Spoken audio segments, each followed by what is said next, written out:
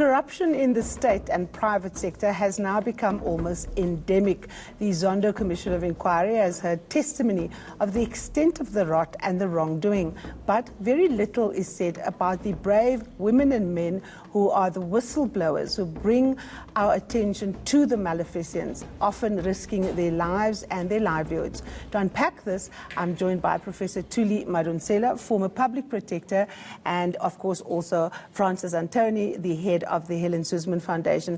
Thank you so very much for coming in. Professor Madonsela, you wrote a beautiful piece in the Business Day or in the Financial Mail, I'm not quite sure which one, where you say that we need to treat whistleblowers differently and better, and that a lot of experts around the world that deal with whistleblowing and corruption were actually astonished at the fact that we don't pay whistleblowers. Well, thank you, Karima, for this privilege. It was the Financial Mail. And certainly, if we pay whistleblowers, we are going to give ourselves a better chance to deal with corruption. Mm-hmm. Right now, we have commissions of inquiry, left, right, and center, and lawyers are claiming for every minute that they're spending. Whether we are going to get to the truth or not, mm-hmm. we will pay the lawyers. In the whistleblower protection laws in many states in the United Nations, in the United States, yes. you don't pay a cent yes. unless there's an outcome that gives government the money back. That is an interesting issue, especially for someone like yourself, Francis. You've gone to court so many times on behalf of so many whistleblowers and brave people in the state. But I don't want to focus with you on the issue of money. I want to focus on your court papers that you've actually served, on the Minister of Police, the Parliament's Public Portfolio Committee on Police, and also the former IPID head. You are essentially saying that the process by which they are appointing the new head is essentially anti-constitutional, that there's political interference. Now, let's step away a little bit from how much it costs you to do this all the time. We'll come back to it. But take us through why you felt it necessary to actually intervene, and take us through the nub of your legal argument of your case. I really want to make 2 points up front. We're in this nightmare mess with IPID in no small measure because of Parliament not doing its job. And that's something that we may want to touch on as well. Yes. The Constitutional Court in the original IPID case, in which we were part of, gave Parliament 2 years to fix up the Act. And the deadline for that was the 6th of September last year. It's still stuck, the Act, somewhere between death and reincarnation at the NCOP. Parliament has already risen. The new Parliament will have to address to see it through. Yeah. So the instructions from the Constitutional Court were fix it up. We should have gone further in the Constitutional Court argument and said it's not only about dismissal, it's also about appointments process. In June last year, I said to my Board of Trustees, Parliament's not going to fix this. They're going to keep this going for as long as they can, and McBride is going to fall off the edge. It's not about McBride, it's about institutional independence. And that comes to my second point. So the question of constitutional independence, just take us through what you're arguing in your papers. Why is the committee, for example, of Parliament? Because a lot of people think that the committee is multi-party, so it's democratic, it has the right to make these decisions. But it's, of course, a gathering of political parties. Yes. Why is this not enough to guarantee independence for IPID? It's not enough. You're right about that. It means because people take the whip. Yeah. And it's as simple as that. And anybody who wishes to argue differently, I'll say the last time we had a truly functioning and independent parliamentary portfolio was in the old days with Scopa and in the old days with Barbara Hogan on finance. Scopa, I think, was led by the IFP man. Those two committees worked wonderfully. Since then, we've gone downwards. Okay, so you have now appealed to the SCA. to the SCA, to the appeals court, which is, of course, also a really important institution before we get to the Constitutional Court. And why have you decided to do that? Because we believe the judgment which was given by, which was handed out by Judge Wendy Hughes is unlawful for a number of reasons. The first is that she has agreed to an unlawful agreement between IPID and the Minister of Police and the Portfolio Committee. They should not have been involved in that process. And this goes back to the original sin in the IPID Act. The appointments process has to be looked at again. Okay. Let me bring in Professor Madonsela. Professor Madonsela, you are also an advocate, so you're very familiar with this law. You want to bring about a change in the law around whistleblowing. What do you think of the merits of the Helen Suzman case, arguing that Parliament is failing in its responsibility, that the committee is acting essentially as a rubber stamp for the minister's decision, and that we need to get people, appointed to institutions that oversee institutions like the criminal justice system, in a way that is genuinely independent, without having to pay hundreds of thousands of rands through the courts, millions, as Antoni is saying.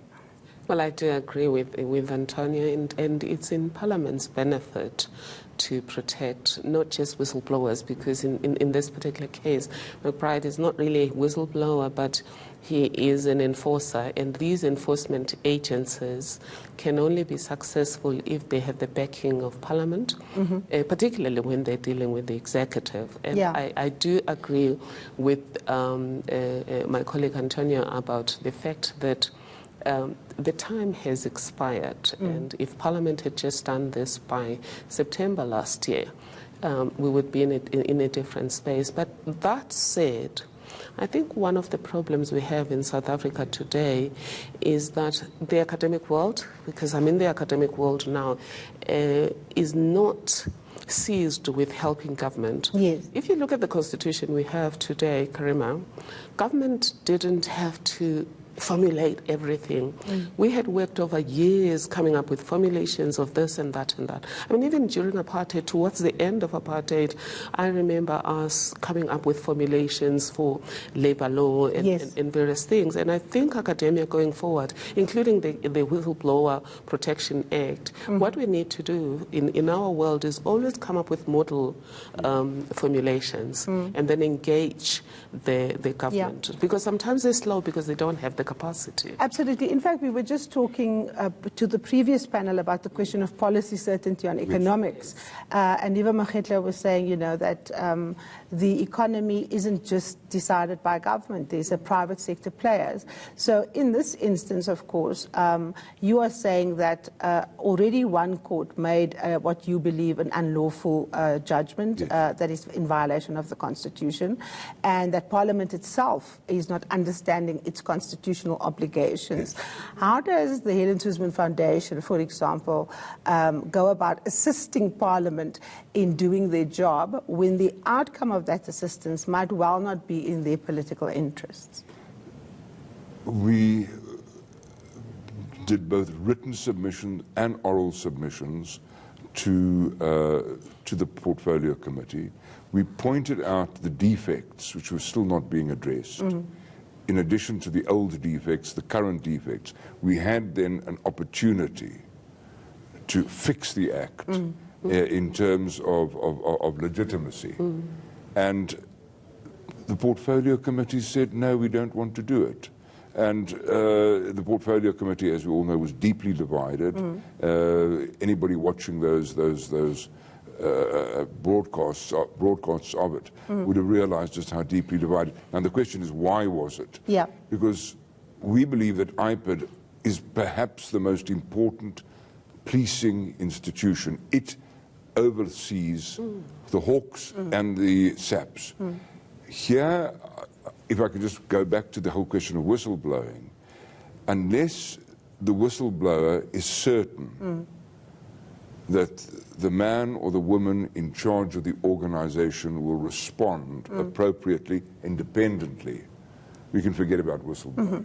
Well, in fact, before we go on to that response, Professor Madonsela, I just want to ask Francis, in terms of this case that you are bringing, just give me the details. When is the case being heard? Is it an urgent application? And essentially, what is the outcome that you are looking for? The outcome is that we want IPID's independence and independence from political control to be asserted. Yes. It took us how many years with the Dramat cases and the Entlemeza cases? It took us 4.5 years to get that principle enacted in our law. And if needs be, we'll take 4 years to get IPID. It's not about Mr. Robert McBride. Yes, it's the institution. It's the institution. Yeah. And we will continue to do this. One of the cases took us 5.5 years. Eventually we won. But you've got to have resources. Which is why I'm going to bring Professor Madonsela in here. Now, you've got a proposal for changing the act so that whistleblowers, one, are compensated, but also so that the bulk of the money doesn't go to lawyers constantly, and it's so expensive to bring about change through lawfare. How are you going to go about lobbying and getting people to understand the value of having this act changed? Well, I just want Karima to firstly support Francis and say, I'm on to Antoni. I'm suggesting that, Francis, that we all support your process. We don't have 4.5 years. I just think fixing South Africa, fixing the damage we've heard institutionally, corruption, and bring that money back into the system to fund social justice is something we need to do yesterday. Yes. And therefore we need to find ways, which then takes us to your question, the right question. Well, something I learned at Harvard is that as lawyers, we think that when we're right in terms of the law, everything is going to work well. Yes. But what we've been taught is exactly what you're suggesting we should do. How do we lobby? Yeah. And it starts with establishing a reading room around this act and pulling anybody and just issuing an invitation to anybody who is interested in the next chapter in fighting corruption in South Africa.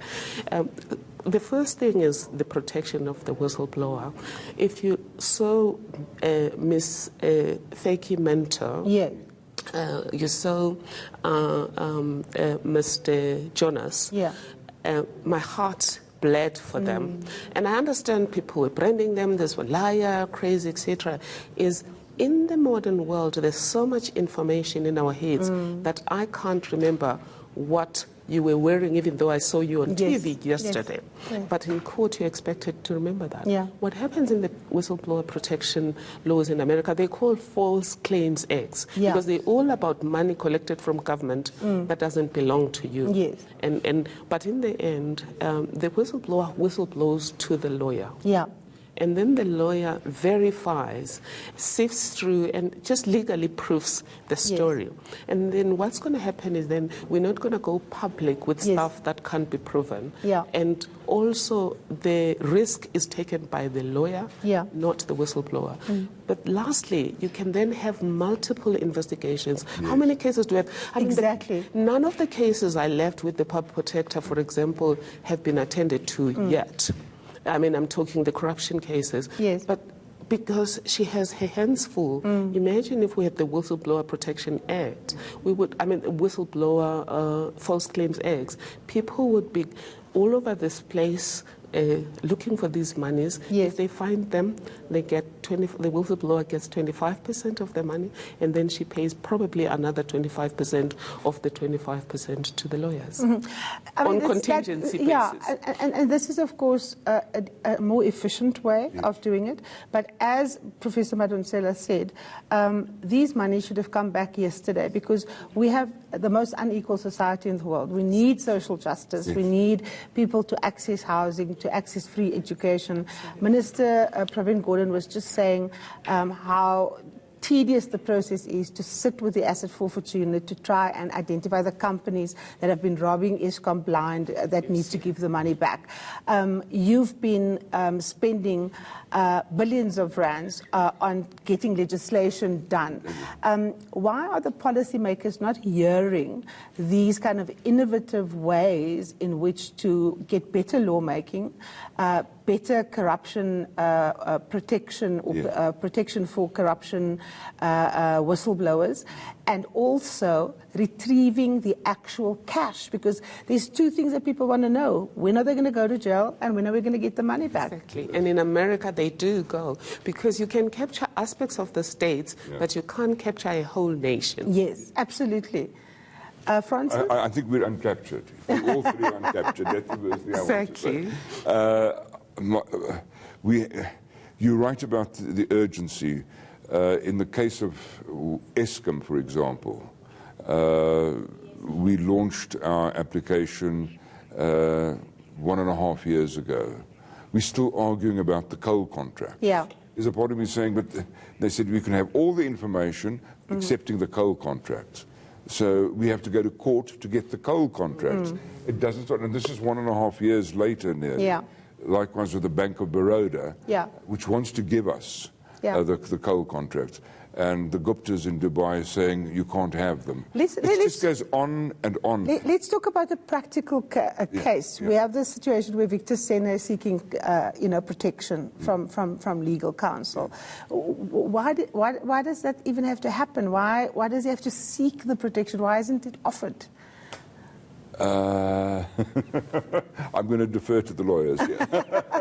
Professor Madonsela? Well, in an ideal world, it would be offered.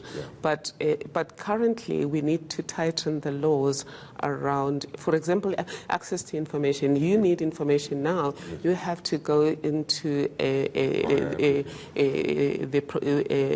Promotion of Access to Information Act. We need to re-streamline our anti-corruption law to provide access.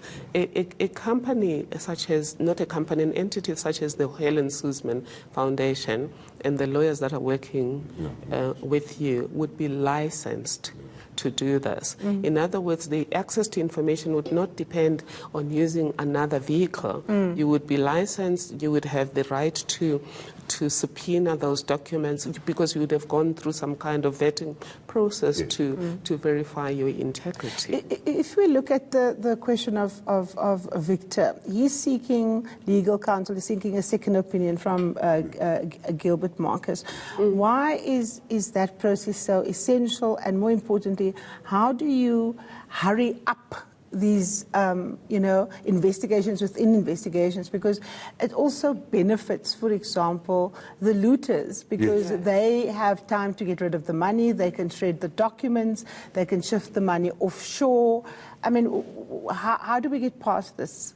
But can I answer Yes, please do. Thuli's been thinking about these things. At the end of the day, President Ramaphosa has been saying it's a new era, it's anti-corruption, and he has the power to issue an instruction that says when it comes to investigations on corruption, nobody should sit on information, and he can give guidelines to say, release the information within certain timelines. Let me give you an example of what Mr. McBride said at the Zondo Commission of Inquiry, because I was there when he testified. He said he was looking into various issues of corruption within the state, but one required him to just get the logbook of how a vehicle was used. But guess what the police did? The police said that it's classified. So they abused the classification process to obscure and to hinder the ability to get information. How do we get past, apart from years of culture of wanting to not be transparent, but we've actually got a classification system that is being abused at the moment to prevent justice from happening. How do we get past that? What is the laws that are required to get past those things? We have to be able to get past them, and we have the means already to get past.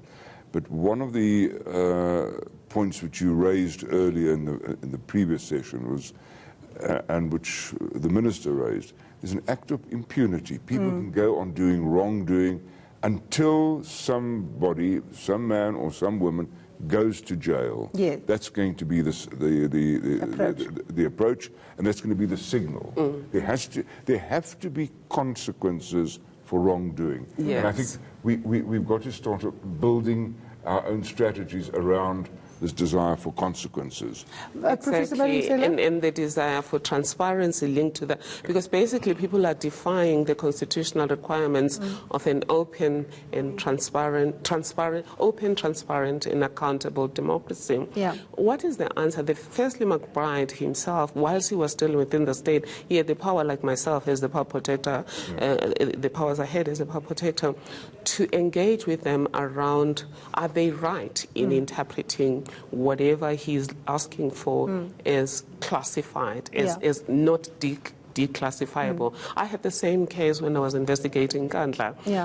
People tried to mask everything with saying this is a security threat. And we went through everything with my team to say, why would this be a security threat? Why would this be and then we then met with them and engaged with them rationally to say it's irrational to say this is going to threaten the security of the state. Because the classification is about protecting information, for protecting people and protecting state security. But you can't use that to avoid accountability and transparency. Absolutely, but that's precisely what has happened, right? We have a situation now, for example, where an entire book has been written about Esma Khashoggi and his wrongdoing. Apart from people wanting to burn the books, the journalist is actually very, completely rational about how to go about it, did the work that an investigator should actually have done, a forensic investigator. So what else does the law require for Mr. Magashule to, at the very least, be the subject of an active investigation? This is legal advice you can't give. Well, firstly, somebody can take that book and then go and report to the police, or they can take that whole book and report to the public protector investigator. If you look at all of the cases, a lot of the cases that we investigate started with a journalist alleging certain things, and then a member of the public saying, can you please take a look at this? But we have that. We've got outer laying charges, we've got the DA laying charges. People have been laying charges. Well, the public protector is another institution. Exactly. Your offices were broken into, and we still don't know who did it. The Chief Justice's office was broken into. We still didn't know who did it. But the then police commissioner, Khomotso Patlane, paraded a 24-year-old coup plotter in front of us as a suspect, in a case. So you can see the way in which the very people who are supposed to have,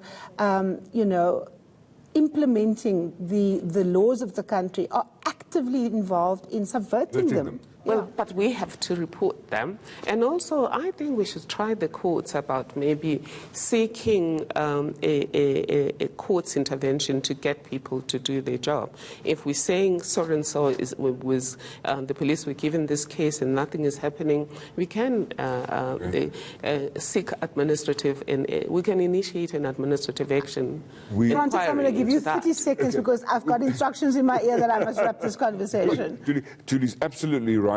But when the Constitutional Court gives Parliament instructions to fix the Act and they take longer than 2 years... There should be consequences. There should be consequences. Thank you so very much, Professor Madonsela, Francis Antoni from the Helen Suzman Foundation. Thank you so very much. Still ahead on The Fix, we sit through the morning and look at the weekend papers to see what has made headlines.